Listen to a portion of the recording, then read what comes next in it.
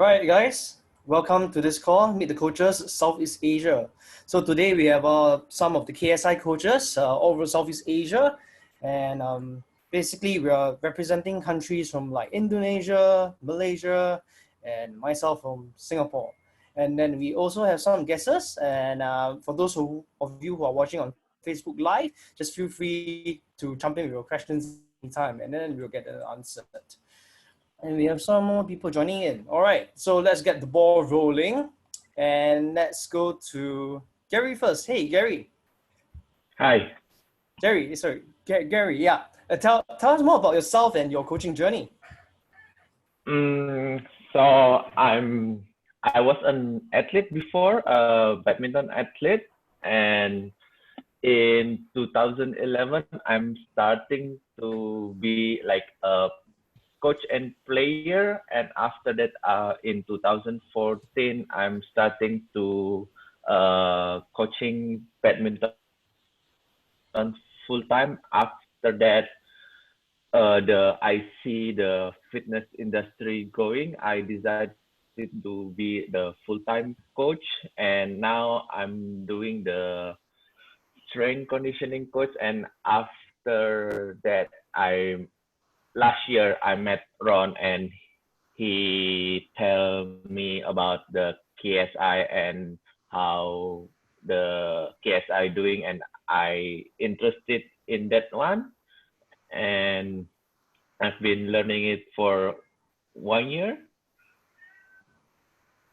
And how's that 1 year been for you? What? What did you say? How has that 1 year been for you? Yeah, it's very interesting because it's like nobody's tell about it, and like because you've been, the program is very nice because you telling it like challenging your thinking and all about the balance and the especially the flexibility, because nobody's doing it. Good. It's an interesting point because I think in the main industry, like when you see out there, conventional knowledge says that you should not stretch. Stretching is bad for you. Pre-stretching is going to make your muscles weak and you're going to get injured easily.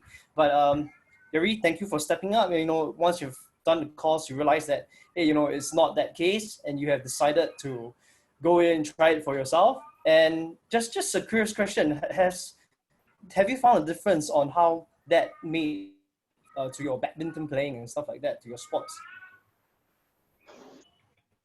Yeah, but because through my sports now, I'm doing like it's a lot of different when we do the more stretching on the shoulder area and activate with the control drills, and in shoulder area it's like more easier and having like a better smash. Wow, your shoulders didn't fall out. You didn't get weaker. Well done, Gary. All right, so we move on to Ron. And thanks, Gary. Ron, let's tell us about your story. Okay, so I first contacted Ian after an injury, and I ripped my bicep from the bone playing rugby. And as Ian articulately does, he just keeps on asking questions. How did it happen? How did it happen? And I was getting really confused. And I basically wanted to find out the answers. So I went away and did a little bit more research, did some stretches myself and felt the benefit of it. And then I got in touch with Ian again, and I joined the level 0. And from level 0 to where I am now, I can see that there's about 1,000 steps. So maybe you're going in level 0, you're doing about 2 or 3 steps, and then it just gets more and more and more. And then after seeing how the higher level coaches perform this week, it's another 10,000 steps I'm away from. So there's just more and more content, and we're getting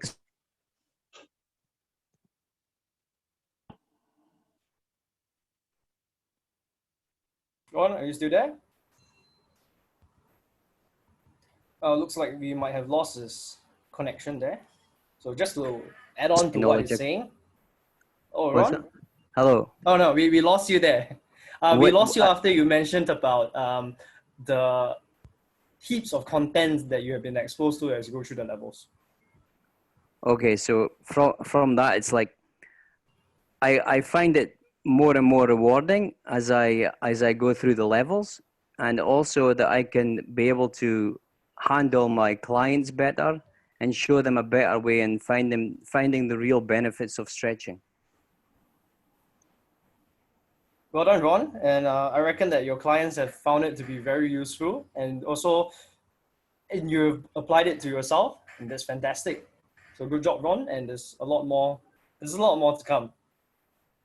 And now we're going to move on. Oh, sorry, Ron, you're going to say something? No, I know there's a lot more just by this week for sure. Oh, yeah. So what Ron is talking about this week, we are actually having a higher level coach camp. So it's a 5 days full on online camp, which is the first time in our history because usually all of us will fly and gather in the United States, which is not happening now because of COVID. So everything has been moved online, and our mentor, which is on with us, Ian King, he has actually brought a offline camp to online with just in like a week's notice, and that's the intensity that we move at. But as like our newer participants have found out, it is not any lacking in content or intensity. In fact, I think it's a decent pace for them because they get to sleep in still. So that's what we're moving at, but that's only something that's for the higher level coaches who have walked the path a little bit further. Thank you, Ron. And let's move on to Malaysia. We have Coach Zue from Malaysia. Tell us more about yourself, please. Oh, sure. Thanks, Victor. Morning, everybody. So, yes, I'm currently a competitive weightlifter and also a coach. I'm more involved in weightlifting and for now, in terms of coaching. And my first exposure to KSI was 2013, 2012. One of my early influences was actually you, Victor. And what got me interested into the KSI program was questions pertaining to injuries. Because I came up from a formal education background where I was taught what is right, what is wrong. And also I was taught that it's okay to be injured. This is why it causes injuries. It's normal. But from how I compare the variables of what I always like to watch, soccer, and I realized that when I track back, well, it didn't get so injured in the past. What's happening? More training, more injury, and that's how I got involved into the KSI program. And as I diverged further in the KSI education program, from the start of I think 2014 to now, I've really dug deep into the principles of true teaching, education, coaching, and teaching, where in Asia, and I believe it is around the world, it's just that the traditional mode of education teaches you what must be right, what must be wrong, whereas it goes beyond that. It goes beyond to the deep ends of your upbringing as a child. So, that shapes you, and that's one of the biggest takeaway for education that I've gotten from this, this course and this journey that I have. It's so fulfilling, and I learned a lot of things that I could have done better, and how it made me become a better coach and a better parent. Yeah. Well done. Thanks for sharing, Wei. And just a matter of interest, when you were saying that you were, you had higher education, what was your qualification, so to say? All right. Postgrad. Do you do a degree or do you do a degree or was it like even further from that? Or was it? I went further in the degree. We did a postgrad in strength and conditioning. Yeah. All right. So basically, you went from a postgrad level, okay, and learning that what is in the textbook might not actually serve your clients as well as it should. Yes, because the textbook will tell you, guidelines, and the lecturers will tell you that, you should not follow strictly to the guidelines. But when they go into the teaching, the nitty-gritty of teaching and educating and demonstration, the actions speak a very different world, you know. Right. So I think that's a common trend these days. I mean, in the past, it used to be what the Bible said. If you wanted to convince someone, just read into the Bible, show it up. But now it's what research says. And the thing is, I'm not bashing on science. Science is extremely important. But what I'm actually alluding to is there are a lot of things that science has yet to prove. And would you like to wait until science has proven that concepts have worked? Or would you rather say, you know what, let me give this a shot and see how things go? And who knows, maybe that might work out well for you. So it doesn't always have to be right and wrong, you know, in that black and white sense. I believe, Victor, you also understand that, I'm not sure if you noticed, but what science and research says seems to have dictated a lot of ways of not just the way people train, but the way people parent and educate and the way a parent educate, and you know, and all of this has actually contributed to, you know, ways which, you know, when I look back, I never want to go back through this pathway, because I believe most of me myself am a victim of such a pathway. And if I have an opportunity right now to make sure that this never happens to anyone else, my child or any athlete or client under my care, that they never have to go through what I went through to get to where I am right now. And even now, you know, sometimes I understand struggle, but if they never have to go through what I went through, then that would be the best experience I can give them. That's what I want for them, the best experience. Yeah, a lot of passion there, Wei. Thank you so much for sharing. So I'm just going to share a bit of myself for my viewers out there who are watching. All right, so basically, I'm Victor and I'm from Singapore. So yeah, I've got exposed to King Sports International since about the 2011, but it was only in 2016, late 2016, that I really went in really down the rabbit hole. And I think it was good in the sense that I had a lot of years to make mistakes and look at all the other spectrums and options available out there. And I'm just happy to be where I am, because who I'm learning from and the content I'm learning from, and most importantly, the impact that has made not only to my own life and also to my clients. So I would just like to share that there was a point in my coaching career that I was wondering, hey, you know, I'm training people, you know, they are getting stronger and all that, but they seem to keep getting injured. What am I doing wrong? And there is something else. It seems that I am not helping them to become better human beings. They don't seem to be that much happier, even though they have lost weight, or even like if they get out of pain, they still seem to struggle. And I would say my journey with KSI so far, it has given me a great exposure to the holism of how even we as coaches or as trainers, it's not just about the sets and reps. There's a lot of things going on for people's lives, and you know, with the current recent COVID situation, you know, with the gyms closing down and all that, you know, is it, you know, the best time to tell people, hey, you know what, come out and train, you know, that's the best thing. They might even be worrying about their jobs. So sometimes it's good to remain human and see what's the best way to help people. So just a little bit about myself there.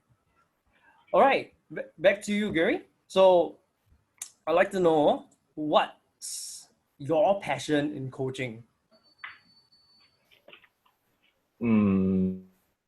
What made you got started, you know? Yeah, what makes me got started, because like when I was in an athlete, I'm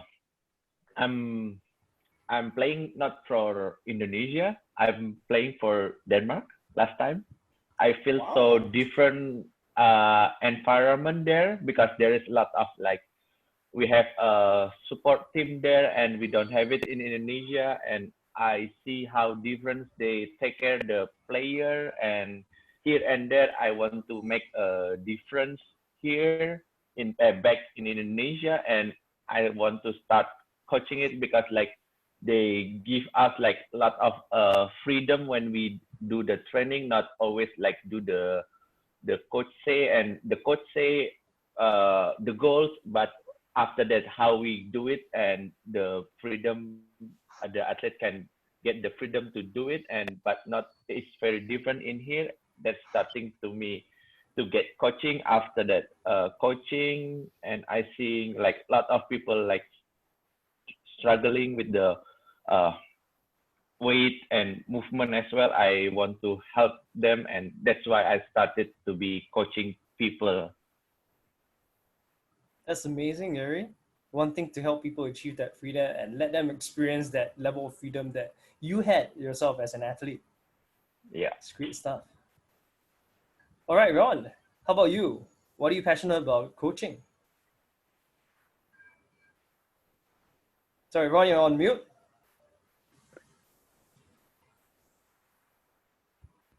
I'm passionate about helping as many people as I can achieve their goals, whether it be on a fitness level or a weight loss level.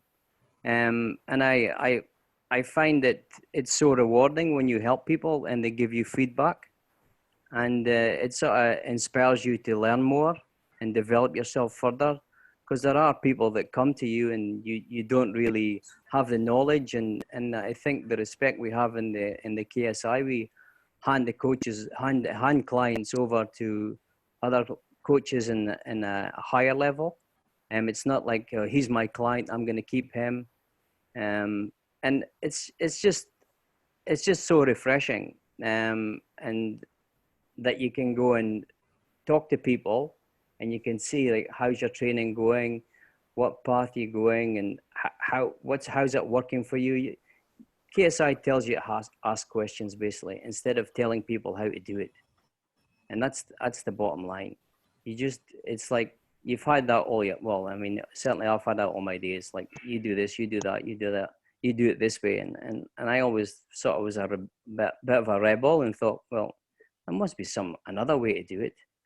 And I found that, like, since being involved in the program, it just puts you in the right direction, and there are professional people out there that guide you. Yeah, and Ron, thank you so much for that, because like what you have seen, your desire to help people, it really stands out, because even for us, you have brought like quite a few referrals, like to me myself in Singapore, and it's interesting. So here's the story. Like Ron was in the airport, right, in Indonesia, and then he saw someone who was trying to work out their posture, and he just went over with a genuine desire to want to find out, hey, maybe is there something I can help you. And that's how he found out that, hey, that guy, had some issues with his posture, and he's actually based in Singapore. And that's when Ron dropped me a message and say, hey, I've got this guy who I've met, and maybe can help him. And he actually came on our higher coaching camp, and we gave him like really, really good value. And that's because Ron had the desire to help people. And I think that's fantastic. You're a fantastic role model, Ron. So keep in your journey, and you'll be on to great things. Okay, thanks. And Jerry, I didn't know that he was a badminton player for Denmark. That's something new I learned. It was 2007, 2009. Okay. But that's a good thing about KSI. You're always learning something new. All right, wait. Okay, one passionate about coaching is two aspects: guiding and developing individuals to be positive about themselves.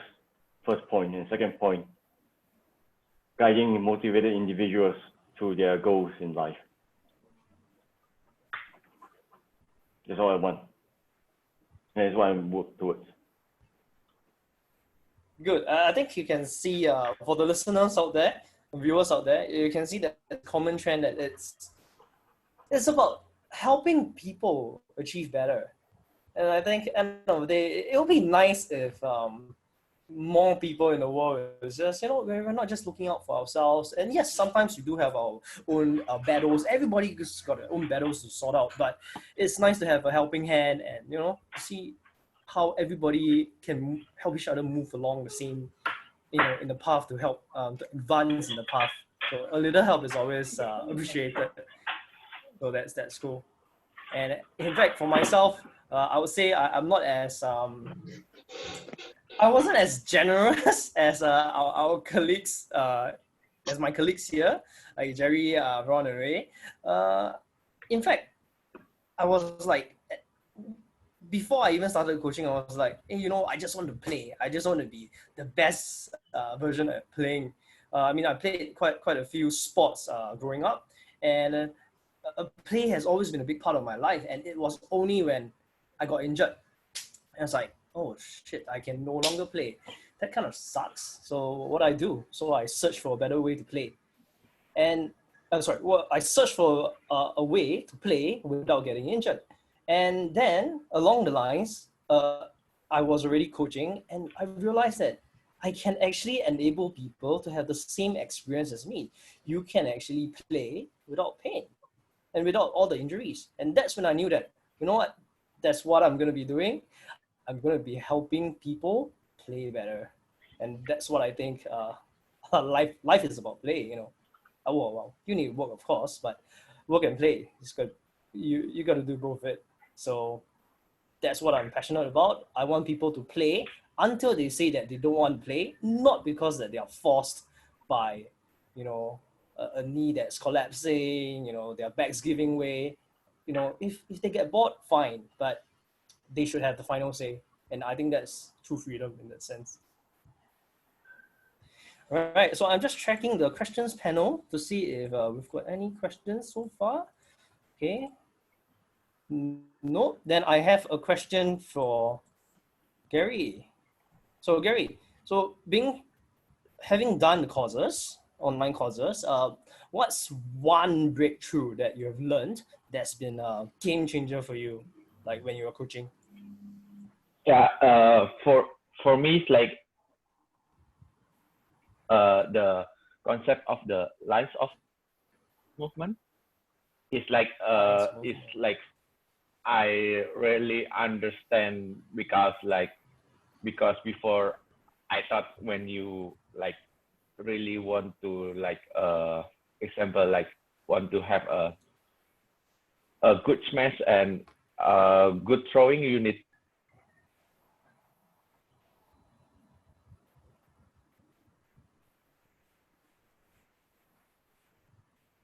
Hey Gary, still with us?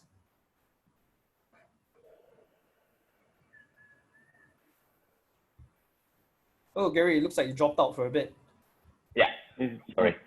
Yeah, we missed you where you talked about your smash, having a good smash with them. Yeah, having a good smash. Like I'm thinking about like having like training to be more pressing or pushing, but it's actually to keep a balance between the chest and back. It's most important. That's the like it's like one of example like the most influence program like I see like that's how you do it, not pushing to overdo it.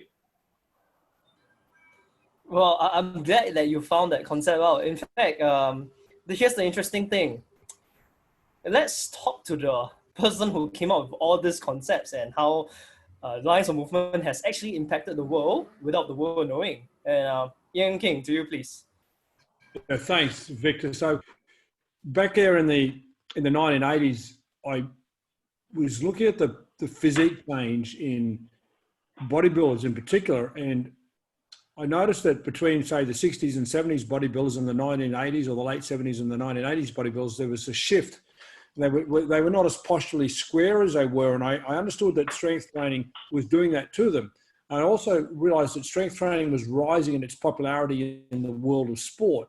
And I thought, if I allow this training method to be applied to the athletes that I work with, those postural deviations that the training is doing to them will increase their injuries in sport. So I wanted to make sure that they got strength training that made them more posturally square and gave them an injury prevention approach rather than an injury creation approach.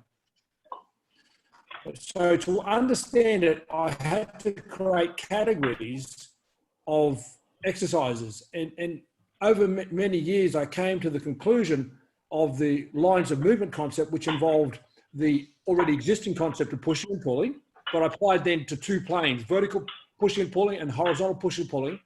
And I created 2 planes in the lower body with the hip dominant, not planes movement, but 2 categories of movement, hip dominant and quad dominant. And those, there were others, of course, but they were the 6 main ones that I'd created. And they've, from my perspective, they've been quite effective in serving the world to help balance out programs. The only challenge that I have seen with them is that they've been diluted a little bit because people have published them in a way that they don't understand what they're doing. So I'm very happy to see coaches come back to the source and study them from the KSI courses. There's actually more content in the KSI courses than they're even in public domain about the concept. They give the full history and you get a great understanding. So you're able to apply the concept. The concept was designed to help coaches avoid imbalances in their program. And it has been a massive servant for the world. I just hope people can get back to the source. Back to you, Victor. Yeah, and I think it's a great point that you mentioned about helping coaches avoid injuries in the program, because sometimes the programs that we're doing, the training programs that we're doing, or even the sport that we're doing, it's very dominant in one direction. And the thing is, if we do not reverse that damage that we get from training in that one particular direction or so, we will get injured. So you can have the best physiotherapists, the best masseurs, the best team, or you can even have multiple surgeries. But if you do not know how to reverse the damage done from the dominance in your training, all that support crew, it's just not going to help you. It's not solving the root of the problem. You're just putting your hand over the fire and then you're just putting ice over it and expecting your hand to heal up. So that's my experience when Ian mentioned about doing the program in a way that helps prevent injuries. So we had a question about that. So someone has asked a question, what exactly was causing the postural imbalances of bodybuilders in the 1980s and 90s compared to the previous? So there was probably a more of a holistic approach to exercises back in the early days. If you read some of the 70s literature, you'll see a simpler program, which was, and I'm not saying total body programs are superior, but I'm saying compound movements might result in more balanced approaches. So for example, a lot more rowing was evident in the early days. I think rowing lost its popularity. I think deadlifting was a lot more popular in the 60s and 70s. Athletes, so Reg Park was an athlete before he was a bodybuilder and trained as an athlete. There was just a lot more of an athletic approach. In fact, bodybuilding competitions originally in America were held in conjunction with strongman events, and they were called athletic events. It was run by the AAU, the Athletic Union of America. There was just a greater overall holistic approach. And I'm certainly not critical of split routines. I think they're great. I'm not critical of isolated exercise. I think they're great. But there was just a shift away from the simple, basic one muscle exercise per muscle group. So when we found out 3 ways to train our chest, we were training our chest for 3 ways, but were we training our horizontal pulling 3 ways? These is where the problems came in. When we were doing, a bench press where our load potential is probably 40% more than our pulling potential, were we countering that? If you remove deadlifting from a strength program, and I'm talking about double knee bend deadlift, the original deadlift, that's another story. If you remove that from the program, you're exposing yourself to almost an impossible opportunity. You just can't balance the loading of the bench press. So we went away to more specialized bodybuilding training. We went away from more general athletic training. And it was ironic. The physical culture world started off a little bit more of a holistic approach, and then it started to separate into specialties, which is understandable. That's how sport evolves. But coming back and taking that bodybuilding approach back into strength training for sport was really inappropriate. So it was a big difference. And Reg Park was very clear. And Reg Park's comment was he didn't want to end up with some of those imbalances he saw, for example, the kyphosis and the rounded shoulders that Arnold and a few of the late 70s, early 80s bodybuilders were demonstrating.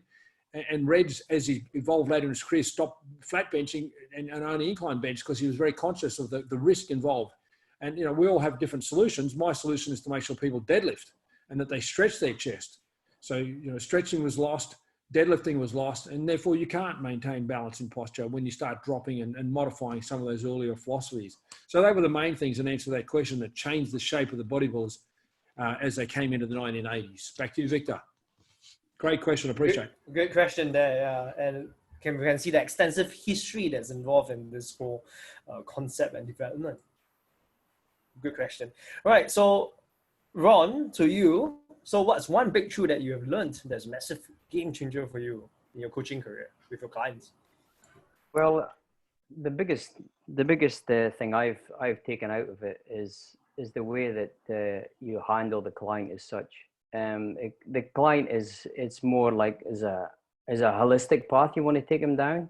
And when you look at the typical generic programs that are out there, everyone's fighting against each other. Everyone's fighting, saying they've got the best program. This is the best program, and it's all like, I've tried a lot, and when I started doing, when I bought Get Buffed, and I did Get Buffed, and I found that everything made sense, and the way there was a pattern to things, the way things were set out, it all made sense. Obviously,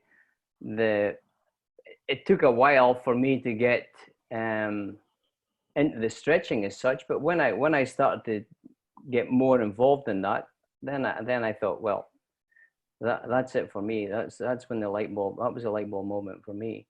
And now most of the time, I'm really doing stretching, and I think that when you go through the units, and when you get to camp, it's just a whole new world, and it's just like everyone there is there to help you develop yourself at your level, and then take it to the next level of you. Because there are some people came away from camp and maybe not chose a different path again, but I'm all in. I've got my cards on the table, and I'm ready to learn some more. And I trust that your clients will be there to benefit from that. Yeah, for Good sure. stuff. And Zure, how about you? Well, the biggest takeaway, especially from this camp this week, is Sorry. I was asking if what is one thing that you learned that's been game changer for your clients that you've implemented in your coaching? Yep. Yeah, is to dig deep into the individual's values, because most of the time the individual's values is influenced by their paradigms that they got from other individuals, other coaches, other influencers.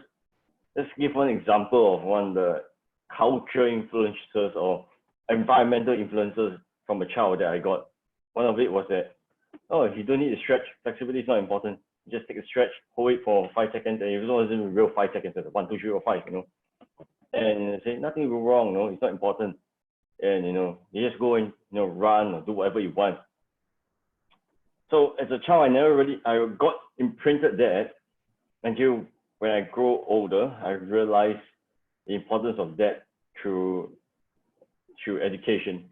But the thing is, I guess the biggest takeaway, if I hadn't gone through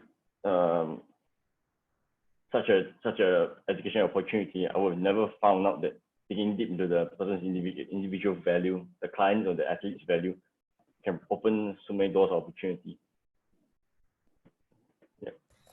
Yeah, there we go.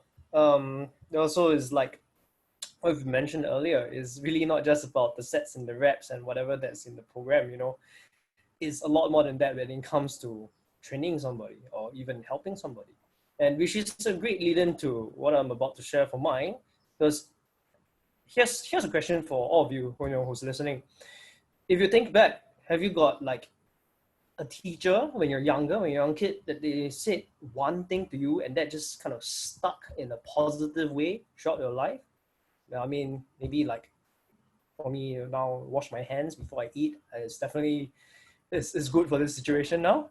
Okay, I kid, but what I meant to say was, to me, I think the biggest game changer is you can actually impact somebody for life in a positive manner.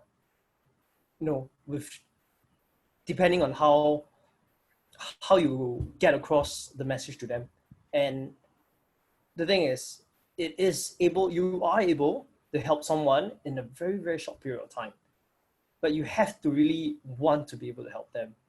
And for me, going through the KSI education, and as I progress through the years, and I think there will be many, many more years to come, I just find that I'm able to understand people a little bit better, and also to get to the source a little bit faster, and then hopefully also make a much more lasting impact on them. And I think that's the philosophy that we've been taught. And Ian, is there anything that you'd like to add to what I've mentioned? I'm very appreciative and proud of the coaches that do get involved. And as we are talking to the Southeast Asian coaches, I've enjoyed my visits into Singapore. I first came into Singapore in I think it was the early 90s. We used to fly through Singapore on our way to South Africa when South Africa was allowed back into international rugby when the apartheid ban on South Africa concluded. Super Rugby commenced. Their first year of entry was 1993, so we were able to include South Africa on our touring roster. And I'd come in through Singapore, so it was a great journey back when I came back in post 2000 and started doing some coach education and met people like yourself, and it's gone on from there now. And you're influencing others, and then Ronald's influencing others. So I'm really appreciative that all the coaches in Southeast Asia are spreading the message of what's available now. We're confident of our message. We respect that it's not the brightest, shiniest object. We don't make the most noise out there on social media, etc. But when it comes to runs on the board, when it comes to really making a difference, I back what we do up against anybody. And I know that because we've tested my techniques in the world stage of sport over many decades and helped many athletes stand on the podium at Olympics and World Championships and World Cups, etc. So we know how effective it is. But I value having people like yourself and all the other coaches on the panel going to share that message with the people of Southeast Asia. There's a lot of people in the world, and we've got a lot of work yet to do. So I just want to ensure that you know that I appreciate your contribution. Back to you, Victor. Thank you, Ian. Okay, so now I'm just curious, my panelists. So actually, this question is more so for Ron and Wei. So Ron, I'll let you go first. And what's your latest success story with KSI? Well, the latest one was a couple of young friends of mine. Well, it was a friend of mine when I used to play football, yeah. And he's back in the UK, and he was saying that his sons had developed hamstring injuries, ankle injuries, etc., through their football. And he asked me if I could help them. So I said, well, I could send some stretches across, but really I would need to get a history of their injuries as such, and how often they were occurring. And then I sort of, from that, I sort of looked into some of the content of Ian's, and then obviously through my own knowledge and that of the course so far, I managed to sort of design a sort of program for them. So they're following a program for 3 months, and they came out at the end of it and said that they had no injuries, and they found that they were kicking the ball and they felt a lot stronger, and they're able to be injury free for that 3 months, and they would continue down that path, because a few of the kids in the group, they were sort of like stretching. Why are you stretching, sort of thing. And they kept on asking me questions. Why am I doing it? Why am I doing it? I says, you can only form an opinion if you've tried something. So don't listen to everyone else's opinion. Just do it yourself. Because I got a result from it, and your father trusts me. So please just continue down that path. So that's been the latest sort of success story. Well done, Ron. Yeah, and you're absolutely right. I think the hardest thing for people to do is actually to think for themselves. So you have like social media, you have all the papers, you have everything. I mean, you switch on the TV and all that. People's telling you what to think. So how do you actually come to conclusion on certain things on your own? I think that's one of the toughest things to do, but I would say that it's also one of the most rewarding things to do. Thanks, Ron. Yeah. And wait, how about you? What's your latest success story? Because I'm currently based in KL, and this is gym I work with, where a member of mine, one of the gym members, I realized that his limiting factor for not wanting to be competitive to try out competitive weightlifting was actually injuries, and he felt the injuries are dampening him from being able to do his best, and he can never do it. So I told him why not let's try and see something and see if we can work this out. And just by getting his input to actually form a program for flexibility and also weightlifting grows, Of course, after our first 3 weeks after that, it wasn't really smooth sailing, but I seek guidance from Ian and the rest of the higher level coaches, and they actually restructured the program, and he got the result that he wanted. No bothersome of the left shoulder injuries. He's able to do a lot of the movements better. He was so happy, and he even admitted me that what he was doing beforehand, CrossFit, was the worst thing ever in terms of imposing a lot of injuries, and he's never going back down the path again. I'm so happy when this is actually the first time I guided someone to help themselves. Yeah, this was very fulfilling actually. Well done. Guiding someone to help themselves. Thank you. That's a great message in that. And personally, like my latest success stories, it's actually involved in camp. Like I said earlier, we were supposed to be going to, we were supposed to be in LA this week, but thanks to COVID, we are now all barred from traveling. So moving the camp online, we were actually able to bring bodies to the table, so to say. And online training, I realized that we were still able to help people achieve their goals in online training. It's not just about, hey, let's do a series of exercises. It is a lot more than that. There's a lot of depth in it, and there are even quite a few occasions that we spoke to people. We didn't even teach them a single exercise, but they went out, they were happy, they were impacted in a very positive way, and they knew that, and we knew that they will be better off after that session. So the latest success will actually be the bodies that are brought on to the camp, and they left. I'm sure that they left thinking they benefited, they had value, but also, hey, I think there's more, and they look forward to life, basically. So that is that. And yeah, I'm looking at the questions panel to see if we've missed anything. If not, Ian, do you have anything for us before we wrap? No, Vic, you've done a great job, and I appreciate that. And you've got a great panel of coaches there in Southeast Asia that are representing the bigger group there today. Obviously, there's more coaches. I just appreciate the coaches that have come to the call today, and I appreciate all the guests that have joined us, including the guests in particular who posed questions. So thank you to everybody. Thanks. Yeah. Yes, thank you, guys. Thank you, guys, and we'll see you around. Thanks, Victor. Great job. Thanks everyone for being on this call.